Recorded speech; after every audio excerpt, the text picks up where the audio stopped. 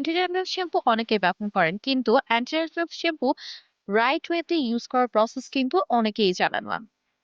ফলে এটি কিন্তু ভালো করে আমাদের চুলে এফেক্টিভ হয় না।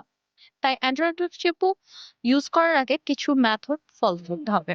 আজকে সেগুলো নিয়ে আপনাদের সাথে কথা বলব। অ্যান্টি শ্যাম্পু ইউজ করার আগে দিয়ে অবশ্যই আপনাদের চুলকে পানি দিয়ে ভিজিয়ে নিতে হবে। এরপর সামান্য পরিমাণে অ্যান্টি ড্যান্ড্রাফ শ্যাম্পুটা নিয়ে আপনাদের চুলের স্কাল্পে ব্যবহার করুন এবং ৫ মিনিট স্কাল্পটাকে ম্যাসাজ করুন অ্যান্ড দেন কিছুক্ষণ অপেক্ষা করে তারপর ধুয়ে ফেলুন। না হলে আপনার প্রপার ওয়েতে অ্যান্টি-ড্যান্ড্রাফ শ্যাম্পুর যে ইনগ্রেডিয়েন্টস গুলো আছে সেগুলো আপনার স্কাল্পে পৌঁছাবে না।